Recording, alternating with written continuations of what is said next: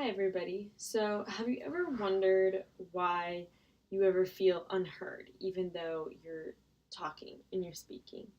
So, my name is Katrine, and today I'm going to talk a little bit about how to speak so that people actually want to listen to you and you feel like whatever you're saying is actually being heard.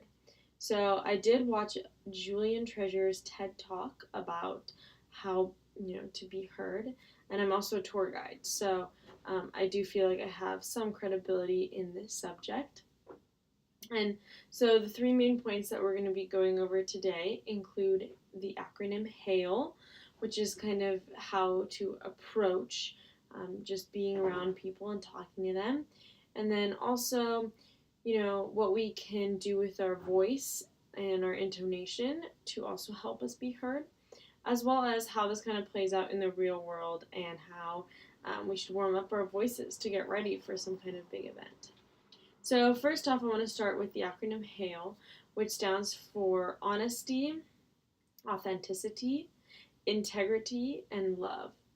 And if you look at people and speak to people through this kind of lens, now, honesty doesn't necessarily mean, just straight up honesty. We always want to look at it through the lens of speaking with another person, but always having that authenticity behind what you're saying and what you're doing, and then also, having the integrity to actually go out and do it. So, I think this is important because it's really hard to judge people. Actually, once you start viewing the world through this acronym, you really start to look at people through a completely different lens than you did before. The second thing I want to talk a little bit more about is some things that we should all take into consideration when we really want to have a strong voice. So, um, the best speakers carry their weight in their chest and speak very deeply. It has been scientifically proven that people with a deeper voice just tend to do better, and we are drawn to them more. We also like people with rich voices and kind of having that sing song pace. You don't want to speak like a complete robot with all the synonyms.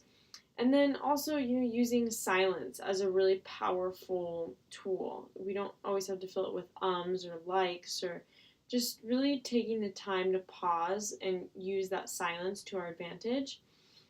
And then we also want to think about our pitch and then our volume. So making sure that everything is correct and in the right balance. And these are all really important to have if you want to have a voice and a pace that is really just intriguing to people and will really help people hone in on what you're actually saying and make what you want sound important. So, thirdly, some tips that I'd like to talk about and some kind of warm ups that people should always do include warming up pretty much every extremity of your face, not face, but your lips, so and then also moving your hands up and down, warming your body a lot, warming up your tongue, just kind of moving your face around and starting to feel comfortable with your body, and really also. I know Julian didn't really go into this a lot, but power posing and really making your body feel as big as possible.